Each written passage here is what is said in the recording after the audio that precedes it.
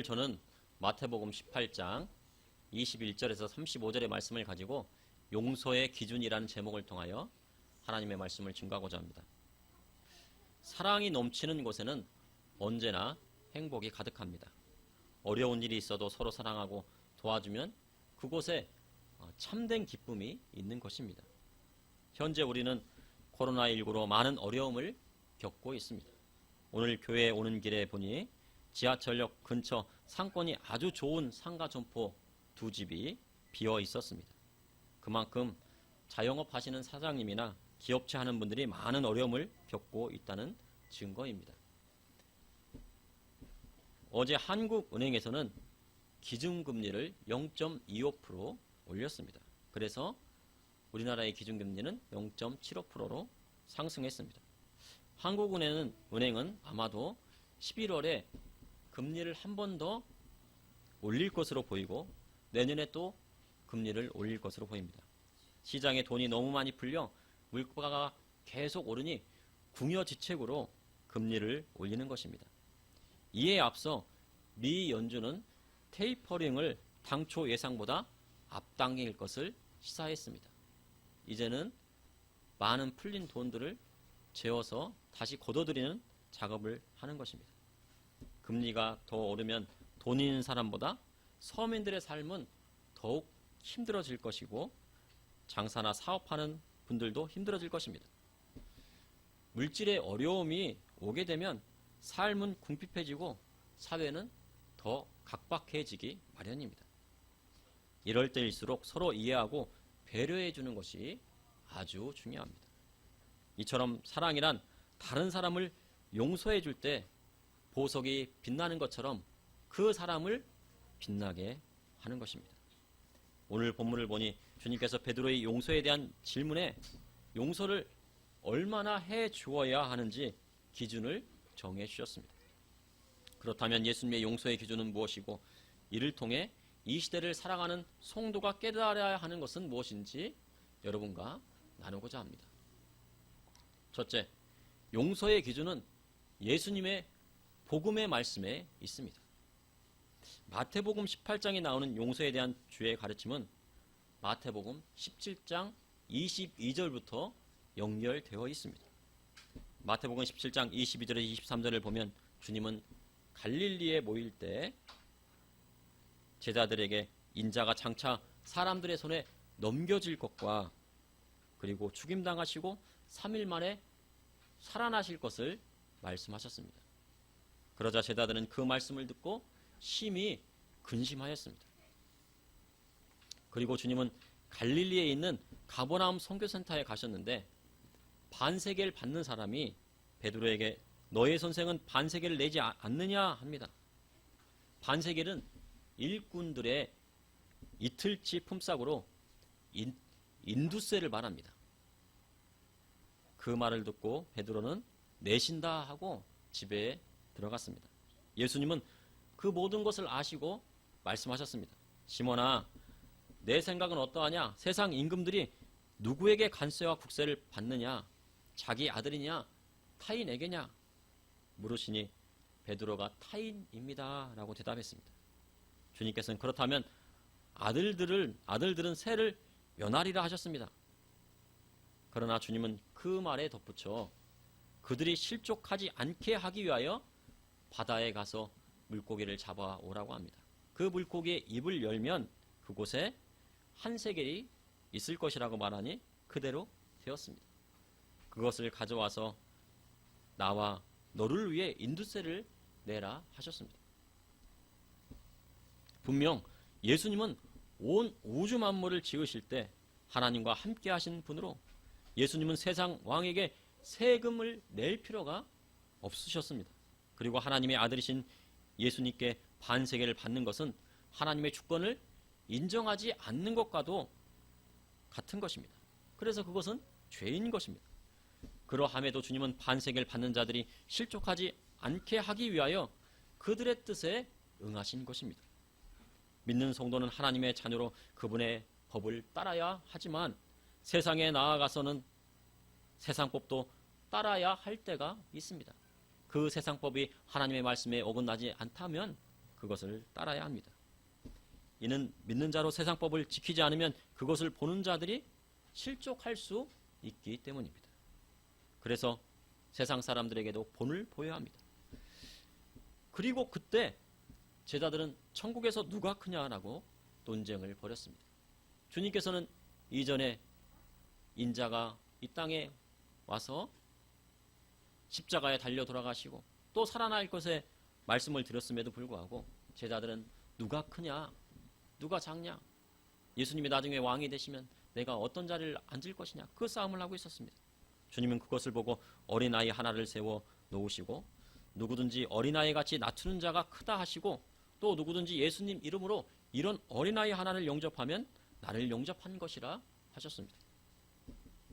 그렇지만 누구든지 나를 믿는 이 작은 자 하나를 실족하게 하면 차라리 연자맷돌을 그의 목에 달아 깊은 바다에 빠뜨리는 것이 낫다 하셨습니다. 이는 실족시킨 사람이 연자맷돌을 매달리는 것이 아니라 실족을 당한 사람의 목에 연자맷돌을 달라는 주님의 말씀이셨습니다. 실족이란 발을 헛디딜 때 일어납니다. 그래서 가끔 뉴스에 보면 실족사라고 합니다. 그래서 발을 헛디뎌서 물에 빠지거나 아니면 다리에 떨어져서 죽게 될 수 있습니다.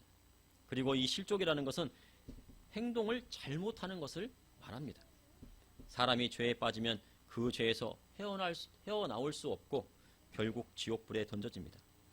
만약 믿음이 연약하여 실족당하고 죄에 빠지게 되면 그로 인해 주님 떠나게 되고 하나님 품으로 다시 돌아올 기회마저 잃게 되는 것입니다. 그러나 만약 그가 연자맷돌에 매달려 깊은 바다에 빠지는 지경에 놓이게 된다면 그 순간 하나님 앞에 자신의 모든 죄를 회개하고 돌아올 수 있는 기회를 얻게 될지도 모르기 때문에 예수님께서는 실족 당하는 자에게 차라리 연자맷돌을 닫아 바다에 빠뜨리는 것이 낫다고 말씀하신 것입니다. 그러니 믿는 성도는 형제자매를 실족시켜 죄 가운데 빠지게 해서는 안 됩니다. 그것은 주님의 뜻이 아닙니다.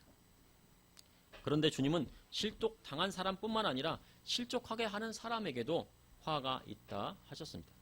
마태복음 17장 8절에서 9절에 만일 내 손이나 내 발이 너를 범죄하게 하거든 찍어내버리라. 장애인과 다리 저는 자로 영생에 들어가는 것이 두 손과 두 발을 가지고 영원한 불에 던져지는 것보다 나으니라. 만일 내 눈이 너를 범죄하게 하거든 빼어내버리라. 한 눈으로 영생에 들어가는 것이 두 눈을 가지고 지옥불에 던져지는 것보다 나으니라. 성도는 형제자매를 죄짓게 만들어서는 안 됩니다. 그들이 실족하지 않게 이해하고 배려하고 용서해 줘야 합니다. 그리할 때 하나님 나라가 이 땅 가운데 임하는 것입니다. 둘째, 용서의 기준은 하나님께서 말씀하신 계명에 있습니다. 그러면 형제가 나에게 죄를 범했다면 어떻게 해야 할까요? 그 자리에서 곧바로 용서해 주어야 할까요? 용서란 지운 죄나 잘못한 일에 대하여 꾸짖거나 벌하지 아니하고 덮어주는 것을 말합니다. 그런데 용서란 잘못한 사람이 용서를 구할 때 진실로 회개하고 용서를 구할 때 진정한 용서가 되는 것입니다. 죄짓고 잘못한 사람이 자신의 잘못을 인정하지 않고 계속 죄를 짓는데 용서할 수 없습니다. 그것은 용서가 아닙니다. 북한의 김정은이 동포의 인권을 탄압하고 있는데 그를 용서할 수 있겠습니까? 그럴 수 없습니다. 왜냐하면 그는 자신의 잘못을 인정하지 않고 그것을 고칠 생각도 하지 않고 있습니다. 나라의 지도자의 잘못된 정책으로 1조 8천억 원의 손해를 끼쳤다고 합니다. 그것을 용서할 수 있습니까? 용서는 자신의 잘못된 정책을 인정하고 돌이킬 때 하는 것입니다. 그리고 그에 대한 용서는 피해를 본 국민들이 하는 것입니다. 자유민주주의 국가에는 국민이 지도자를 심판할 수 있고 그리고 또 용서할 수도 있습니다. 주님께서 마태복음 18장 15절에 만약 형제가 범죄하면 단둘이 만나 잘못한 형제에게 공고하라 하셨습니다. 여러 사람 앞에서 형제의 죄를 들추고 창피를 주는 것은 잘못된 것입니다.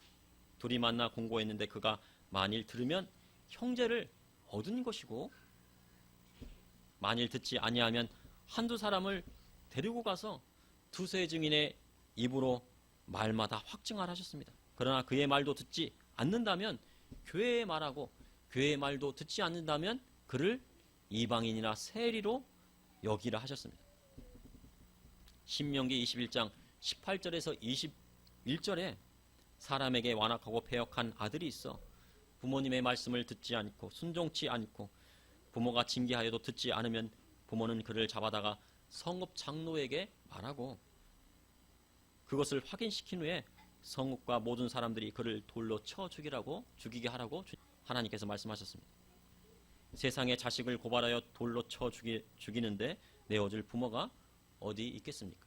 그러나 아들일지라도 방탕하며 술에 잠겨 헤어나오지 않고 부모에게 폭행을 일삼아 폐역을 저지르고 다른 사람에게 피해를 준다면 하나님은 그 폐역을 없애기 위해 그를 죽이라 하신 것입니다. 그런데 그곳에는 하나님의 용서의 마음이 담겨져 있습니다. 비록 불황당 같은 자식이라도 죽음의 순간이 오게 되면 두려워 돌이키는 것이 사람의 마음입니다. 그때 부모는 진실하게 회개하는 자식을 용서해 주는 것입니다.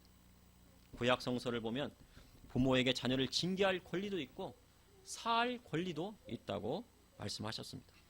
우리는 하나님의 자녀로 주님은 우리를 징계할 권리도 가지고 계시고 그리스도의 보혈의 피로 사면할 권리도 우리 하나님 앞에 있는 것입니다. 그러므로 용서의 기준은 하나님께서 말씀하신 계명에 있는 것입니다. 셋째, 용서의 기준은 우리를 위하여 십자가에 달려 돌아가신 예수 그리스도께 있습니다. 오늘 본문 말씀 마태복음 18장 21절에 그때 베드로가 나와 이르되 주여 형제가 내게 죄를 범하면 몇 번이나 용서하여 주리이까? 7번까지 하오리이까? 마태복음 18장을 보면 그때가 2번 나옵니다. 그래서 그때가 나옵니다. 이는 18장 전체가 하나의 흐름으로 연결되어 있음을 나타내고 있는 것입니다. 이러한 모든 말씀을 들은 베드로가 주님께 여쭈어 본 것입니다. 주여 형제가 죄를 범하면 몇 번이나 용서하여 주리이까? 하며 7번까지 하오리까 하였습니다. 베드로는 자신의 용서의 기준대로 주님께 말씀드렸습니다. 형제를 7번이나 용서해 준다면 넉넉하여 주님께 칭찬을 들을까 한 것입니다. 그런데 주님은 의외의 말씀을 하셨습니다. 예수님께서 이르시되 내게 이르노니 7번뿐만 아니라 7번을 70번까지라도 할지니라. 예수님의 용서의 기준은 7번에 70번 490번을 용서하라 하셨습니다. 그러나 형제가 490번 죄를 짓기는 어렵습니다. 그러니 이는 한없이 용서하라는 주님의 뜻이 담겨 있는 것입니다. 그러면서 주님은 천국은 그 종들과 결산하려 하던 어떤 임금과 같다 하시며 비유의 말씀을 하십니다. 어떤 임금이 결산하는데 10,000달란트 빚진 자가 있었습니다. 그가 갚을 것이 없자 주인이 그 몸과 아내와 자식과 모든 소유를 다 팔아서 갚으라 하셨습니다. 그러자 그 종이 주인에게 갚겠다고 애원하였습니다. 그래서 주인은 종을 불쌍히 여겨 10,000달란트를 탕감해 주었습니다. 10,000달란트는 약 100만 달러로 우리 돈으로 10억 정도의 가치가 있는 큰 돈입니다. 그런데 주인이 그것을 탕감해 준 것입니다. 그런데 종이 풀려나자마자 자신에게 100데나리온 빚진 사람의 목을 잡고 빚을 갚으라 하였습니다. 100데나리온은 원화로 1,000만 원 정도에 해당이 됩니다. 그 동료가 참아달라고 하며 갚겠다고 하였으나 그것을 허락하지 않고 옥에 가두었습니다. 다른 동료들이 그것을 보고 딱히 여겨 주인에게 가서 말씀을 드렸습니다. 주인이 그 종을 불러 내가 너희 빚을 다 탕감해 주었거늘 내가 너를 불쌍히 여긴 것 같이 너도 내 동료를 불쌍히 여김이 마땅하지 아니하냐 하고 주인이 그 빚을 다 갚을 때까지 그를 옥졸에 넘겼습니다. 주님이 우리에게 한없이 형제를 용서하라 하신 것은 주님이 죽을 수밖에 없는 우리를 십자가 위에서 모든 피를 다 쏟으시고 구원해 주셨기 때문입니다. 주님은 우리의 모든 죄를 사하여 주셨습니다. 그리고 하나님의 자녀 삼아 주시고 영생을 선물로 주셨습니다. 그러니 성도는 우리 주님 앞에 사랑의 빚진 자가 된 것입니다. 그러므로 형제가 죄를 지었을 때 용서해 주는 것은 아주 당연한 일인 것입니다. 주님은 형제 용서에 대한 베드로의 질문에 10,000달란트 빚진 자와 100데나리온 빚진 자를 비유로 들으셨습니다. 성도가 세상을 살아가다 보면 친형제 자매와 소원해지는 것은 물질의 문제가 대부분입니다. 어려운 친형, 친누나 아니면 친동생이 돈을 빌려가고 돈을 갚지 않는다거나 상속재산 문제로 서로 서운해지는 경우가 있습니다. 대부분 물질의 문제로 형제 자매 간의 우애가 흔들립니다. 그런데 구약 성경을 보면 친형제가 돈을 빌려가면 이자를 받지 말고 만약 7년이 지나도 갚지 못하면 원금도 탕감해 주라고 하셨습니다. 자신이 집이 2채 있으면 집이 없어 어려운 친형제에게 한 채는 월세 받지 않고 관리비만 내라 하여 살게 하는 것이 신앙생활입니다. 자기에게 옷이 2벌 있으면 어려운 형제에게 1벌을 주는 것이 주님 말씀 따르는 것입니다. 그리고 물질로 인해 어려운 친형제에게 이자 받지 않고 돈 빌려주고 7년이 지나면 탕감해 주는 것이 믿음 생활입니다. 그렇게 신앙생활을 했던 사람이 바로 아브라함과 보아스였습니다. 아브라함은 부모가 없는 조카 롯을 자기 자식처럼 길렀습니다. 그리고 그를 보호해 주었습니다. 그리고 보아스는 기업물을 짜러 나오미와 룻을 생활할 수 있도록 먹을 것을 그들에게 주었습니다. 그리고 또 기업을 물려 주었습니다.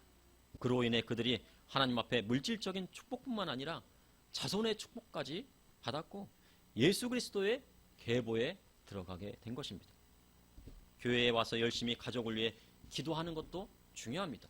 그에 대하여 코로나19로 인하여 경제적인 위기가 오는 이 시기에 형제자매가 서로 용서하고 서로 도와 이 환난의 때를 이겨낼 수 있는가 하는 것이 이 시대에 당면한 성도들의 과제인 것입니다. 왜냐하면 마지막 때에는 이보다 더한 경제적인 위기가 올 것이 성경에 기록되어져 있기 때문입니다.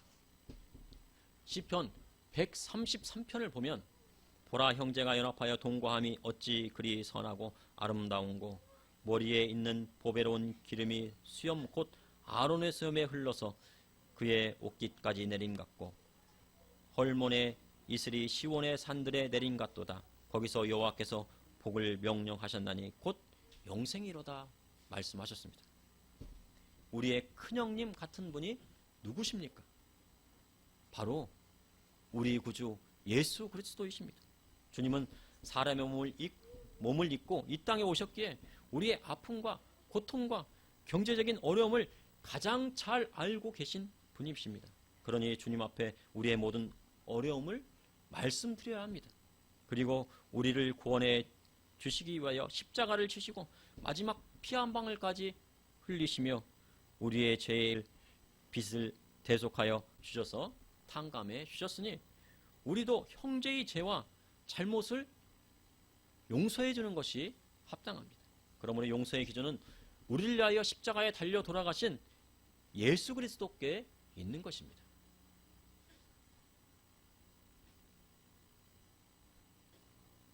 마태복음 18장 35절에 너희가 각각 마음으로부터 형제를 용서하지 아니하면 나의 하늘 아버지께서도 너희에게 이와 같이 하시리라 하셨습니다. 그러므로 용서의 기준은 예수님의 복음의 말씀에 있는 것입니다.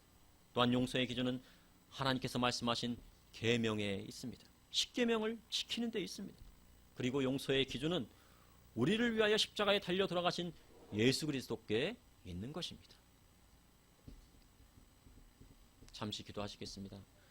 사랑의 하나님, 이 시간도 감사합니다. 아버지 하나님, 오늘도 말씀을 허락하여 주시고 이렇게 주님 앞에 예배드리게 하여 주심을 감사합니다. 아버지여, 환난이 오고 또한 핍박이 오고 경제적인 어려움이 온다 할지라도 주의 계명과 아버지 하나님의 말씀과 주님의 복음의 말씀을 따라 사는 성도에게는 그 어려운 환난을 이겨낼 수 있는 힘을 허락하여 줄 줄 믿습니다. 아버지 하나님, 형제가 연합하게 하여 주시고 아버지 교회가 또한 모든 성도님들이 하나가 되어서 이 어렵고 힘든 환난의 때를 이겨나갈 수 있도록 인도하여 주시고 주님의 다시 오심을 우리가 기다리며 나아갈 수 있도록 인도하여 주시옵소서. 우리 한국교회 붙들어 주시고 아버지여 우리 대한민국 주님께서 붙들어 주셔서 경제가 다시 한번 살아나게 하여 주시고 이 어려움을 잘 극복하여서 하나님의 말씀대로 나아갈 수 있는 한국교회와 우리나라가 될 수 있도록 인도하여 주시옵소서. 곳곳에서 기도하고 하나님 앞에 나아가 금식으로 나아가는 아버지여 주의 종님들 그리고 또한 성도님들이 있습니다. 아버지 그들에게 낙심하지 않게 하여 주시고 아버지 하나님 앞에 더욱더 나아갈 수 있도록 인도하여 주시옵소서. 또한 이 예배를 통하여서 하나님 앞에 영광 돌리는 아버지 우리 성도님들에게 하나님의 놀라운 축복으로 함께해 주시고 인터넷 예배를 통하여 함께하는 성도님들에게도 같은 은혜를 내려 주시옵소서. 또한 질병으로 어려움을 당하고 있는 성도님이 있습니까? 예수 그리스도의 십자가의 보혈의 피로 씻어주시고 발라주시고 덮어주셔서 낫는 역사가 일어나게 하여 주시고 아버지여 우리 은혜 순봉기를 통하여서 아버지 하나님 이 상가가 아버지여 번영하고 아버지여 어려움을 당하지 아니하며 아버지의 사업장이 또한 번창하는 놀라운 기적들이 일어나게 하여 주시옵소서. 예수님의 이름으로 기도옵나이다. 아멘.